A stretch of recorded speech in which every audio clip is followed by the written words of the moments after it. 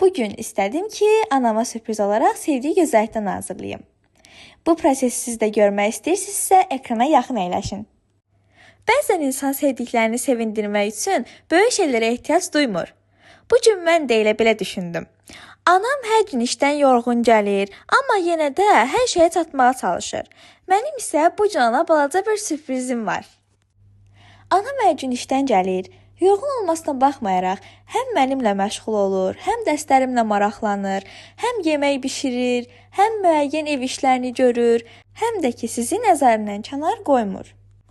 Anam bu işlərin hamısını sevərək edir və heç bir zaman da şikayətlənmir. Amma mənə bildirməsə də, mən hiss edirəm ki, o çox yorulur. Bir gün belə olsa, mən ona kömək etmək qərarına gəldim. Mən bugün anama həm şirniyyat hazırladım, həm video hazırladım, həm də hazırladığım videonu səsləndirdim. Bu arada onu da bildirim ki, mən ilk şirniyyatımı 7 yaşımda hazırlamışam. Bu şirniyyat isə 14 yaşıma təsadüf etdi. Mən bugün şirniyyat hazırlayıb sizə video şəklinə təqdim edə bilirəmsə, bunun əsas səbəbkarı anamdır. Həm gündəlik qidalanmağımız üçün, həm də sizə fikir olsun deyə hazırlayıb paylaşdığı gözəl təamların nəticəsidir ki, baxıb öyrənmişəm. İndi isə keçək hazırladığım sufləyə. Mənə rahat olsun deyə bu qablardan istifadə etdim. Amma siz istəsəz, suflə qablarından da istifadə edə bilərsiniz. İnanıram ki, hər kəs suflə şirniyyatının reseptini bilir. Bilməyənlər üçün isə anamdan xahiş edəcəm ki, videonun altındakı açıqlama hissəsində resepti qeyd etsin. Siz böyüklər, mənim yerimdə olub uşaq olsaydınız, ananıza nə sürpriz edərdiniz? Fikirlərinizi rəylərdə gözləyəcəm. Ümid edirəm, şirniyyatım gözəl alınar.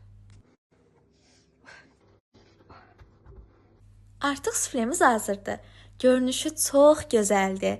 Ümid edirəm ki, dadı da görünüşü qədər gözəl olar. Mən görünüşündə pudra şəkərini sevdiyim üçün əlavə etdim. Əgər siz sevmirsinizsə, əlavə etməyə də bilərsiniz. İndi isə növbə anama qulluqdadır. Ümid edirəm ki, anam sevdiyi şirniyyatı bir də mənim əlimdən dadıb bəyənəcək.